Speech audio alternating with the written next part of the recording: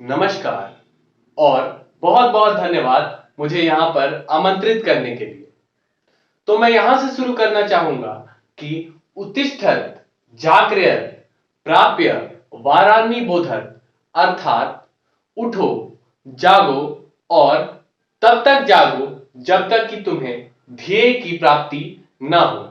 जी हाँ, आप समझ गए होंगे कि मैं यहाँ पर स्वामी विवेकानंद की बात कर रहा हूं। स्वामी विवेकानंद, उनका नाम एक सनातन धर्म के प्रचारक के रूप में उन्हें देखा जाता है। उनका जन्म कोलकाता में हुआ था और आज ही के दिन यानी कि 12 जनवरी 1863 12 जनवरी 1863 को कोलकाता में हुआ था। उनका नाम नरेन था। ये तो बहुत आप सब जानते होंगे और यह सब जानकारी लेकर तो आप यहां जरूर आए होंगे, मगर मैं आज आपसे यह सब वह बातें कहने जा रहा हूं जो आपको शायद पता ना हो। यानी कि पहला तो यह कि जब वे धर्म की प्रचार करने जा रहे थे तो उन्होंने अपने गुरु से कहा कि मैं धर्म का प्रचार करना चाहता हूं और इसलिए मैं बाहर जा रहा हूं, भारत से बाहर जा रहा हूं। तो उन्होंने उनसे एक चाकू मांगा और विवेकानंद ने चाकू थमाया अपनी ओर धार रखकर। यह तो हम सब जानते हैं, मगर उसके बाद क्या हुआ? उसके बाद क्या हुआ? वे वहां गए और उन्होंने धर्म की प्रचार के लिए वहां 1893 में वे वहां गए और उन्होंने धर्म सभा में सर्वधर्म सम्मेलन में हिस्सा लिया और वे सनातन धर्म को वहां पर प्रस्तुत कर रहे थे। अपने भाषण से पहले उन्होंने अपना भाषण अंग्रेजी भाषा में दिया और वे कहे कि उनका पहला शब्द यही था कि all brothers and sisters of America. यही था उनका पहला शब्द और इस शब्द पर उनके लिए बहुत देर तक तालियां बजती रही। और उसके बाद हुआ क्या? वे वहां गए तो वहां पर ठहरने का इंतजाम जो था वो था, बट वो कुछ ही दिनों के लिए था। वह कुछ ही दिनों के लिए था, उतने ही दिन, मतलब कि सम्मेलन से पहले के कुछ दिन और उसके बाद के कुछ दिन बस। और स्वामी विवेकानंद 1 महीने पहले वहां पहुंच गए थे। तो वे 1 महीने उनके लिए बहुत ही मतलब संघर्षपूर्ण समय था।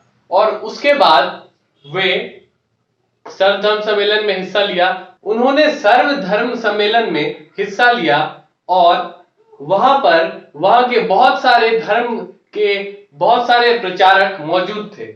उन्हीं के बीच में वहां के एम्परर अर्थात वहां के राजा मौजूद थे और राजा सपरिवार वह धर्म सम्मेलन में हिस्सा लेने को आए थे। उस धर्म सम्मेलन में देखने को आए थे कि किस किस धर्म से लोग यहां पर आए हैं। तो वे अपने परिवार के साथ थे।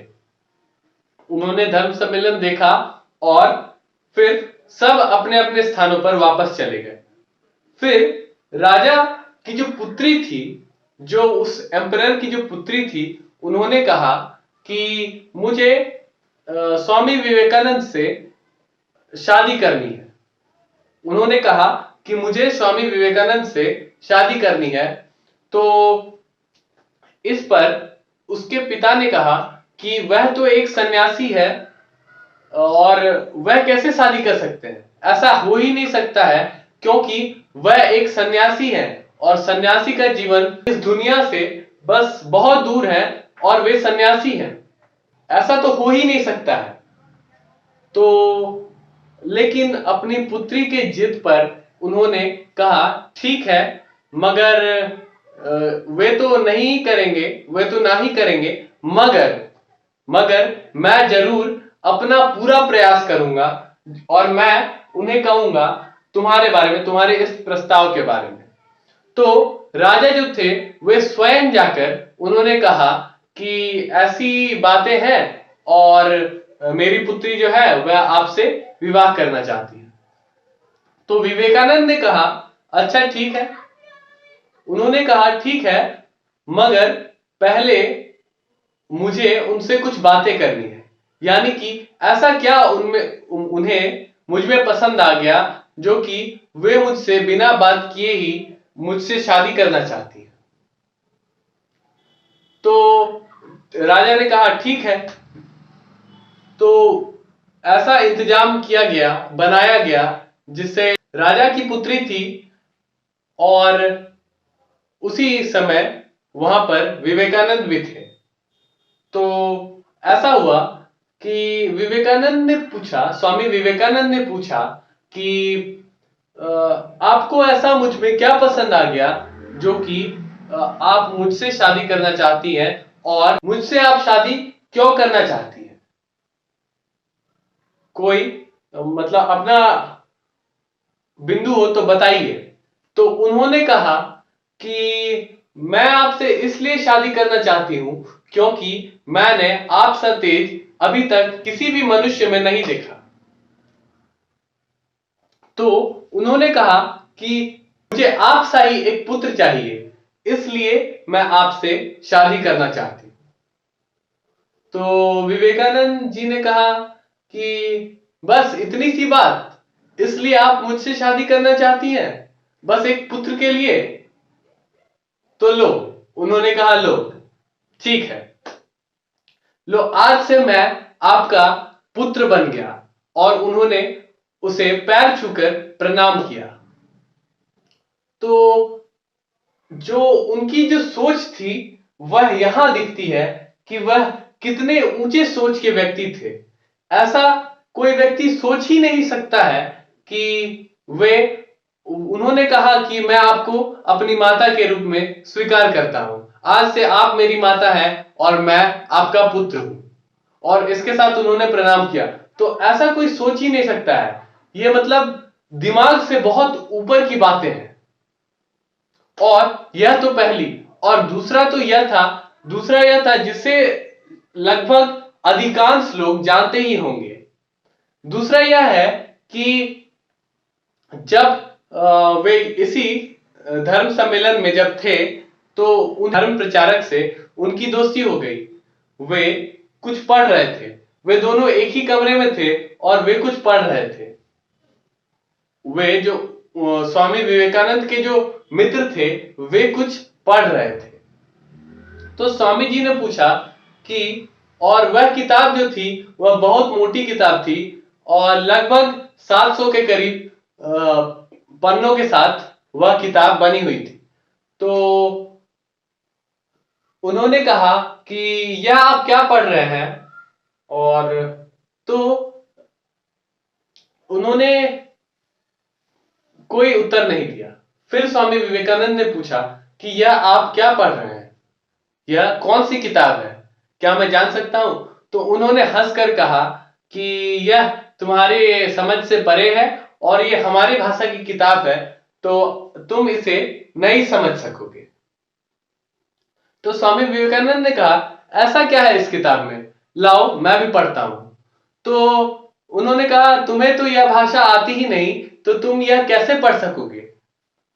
उन्होंने ऐसा स्वामी विवेकानंद से उनका हंसी उड़ाते हुए यह बातें कही। तो स्वामी विवेकानंद ने कहा लाओ मैं तुम्हें पढ़ के दिखाता हूं। तो उन्होंने ऐसा किया कि उन्होंने कहा कि मैं 1 घंटे में यह किताब पढ़ लूंगा। उन्होंने सोचा जो कि यह क्या बात कर रहे हैं कि मैं तो यह किताब कितने हफ्तों से पढ़ रहा हूं, यह खत्म हो ही नहीं रहा, और ये कहते हैं कि मैं 1 घंटे में पढ़ लूंगा। ठीक है, उन्होंने कहा ठीक है, 1 घंटे मैं तुम्हें देता हूं और तुम यह किताब पढ़ के मुझे सुना दो। यानी कि यह किताब पढ़ के मुझे बताओ कि इस किताब में क्या लिखा है। स्वामी विवेकानंद ने कहा ठीक है। उन्होंने किताब को अपने दोनों हाथों में रखा और वे मतलब शांत कमरे में गए। सारा व्यवस्था हुआ, 1 घंटा उन्हें दिया गया और स्वामी जी अपने दोनों हाथ के बीच में वह किताब को रखकर अपने ध्यान में लग गए। तो 1 घंटे के बाद, 1 घंटे के तुरंत बाद वे आए और तब तक स्वामी जी तैयार थे। बुक जो थी, किताब जो थी वह रखा हुआ था। तो उन्होंने पूछा कि तुमने इस किताब में क्या पढ़ा? तो स्वामी जी ने कहा ऐसा तो कुछ खास है नहीं इस किताब में, मगर फिर भी मैं कुछ कहना चाहूंगा। तो उन्होंने कहा, ऐसे ऐसे उन्होंने बताया। तो स्वामी विवेकानंद ने कहा कि आप मुझसे वह पृष्ठ संख्या कहें और मैं वह बातें कहता हूं जो कि उसमें लिखा हुआ है। तो जैसे जैसे उन्होंने पृष्ठ संख्या कही, वैसे वैसे उन्होंने उस भाषा को बताया और उसी से उस भाषा को बताया और उससे वह उनके होश उड़ गए। उन्होंने कहा कि ऐसा कैसे हो सकता है, ऐसा तो हो ही नहीं सकता है, क्योंकि आप तो इस भाषा को जानते ही नहीं, मगर फिर भी ऐसा कैसे हुआ कि आप इस किताब को पूरा पढ़ लिए और एक एक पृष्ठ में क्या क्या लिखी हुई है यह आप कैसे कह सकते हैं? तो उन्होंने कहा यह सब साधना के प्रारूप है, यानी कि मैंने ध्यान लगाया और ध्यान के द्वारा ही मुझे यह प्राप्त हुआ। तो यह बहुत कुछ हमें सिखाती है, क्योंकि यह हमें यह भी सिखाती है क्योंकि ध्यान ध्यान भी एक बहुत महत्वपूर्ण चीज है हमारे जीवन में। यह सोचते ही बनता है, क्योंकि इतने हाई लेवल, इतने ऊंचे स्तर की थॉट, थिंकिंग, सोच किसी की हो ही नहीं सकती, किसी की हो ही नहीं सकती। क्योंकि मैं ऐसा इसलिए कह रहा हूं क्योंकि आज के इस दौर में हम ऐसे व्यक्ति को नहीं पाते हैं। और एक बहुत महत्वपूर्ण चीज जो मैं आपसे कहना चाहूंगा अंत में, कि वे जो थे उन्होंने भविष्यवाणी की थी कि आज से इतने साल बाद हमें आजादी मिलेगी, और ठीक वही हुआ, उसके 50 साल बाद हमें आजादी मिली। तो आज इस स्वामी विवेकानंद जयंती में आप सबको बहुत सारी बधाइयां, और हमें इस धरती पर, इस भारत भूमि पर गर्व है, जो कि इस धरती पर ऐसे महापुरुषों का जन्म हुआ है जो कि इस भारत में ही नहीं बल्कि इस पूरे विश्व को अचंभे में डालकर गए हैं। जी हां, जब भी सोच की बात होती है, जब भी ज्ञान की बात होती है, जब भी हम एक सन्यासी को देखते हैं ज्ञान के प्रतीक से, तो हमारे मस्तिष्क में, हमारे दिमाग में सिर्फ एक ही चेहरा आता है, और एक ही चेहरा आता है जो कि स्वामी विवेकानंद का है। उन्हें हम सत सत नमन करते हैं। और तो इस स्वामी विवेकानंद जयंती पर हम आप सबों को ढेर सारी बधाइयां देते हैं, और इसी के साथ बहुत बहुत धन्यवाद। बहुत ही अच्छा लगा आप सबसे मिलकर, तो बहुत बहुत धन्यवाद।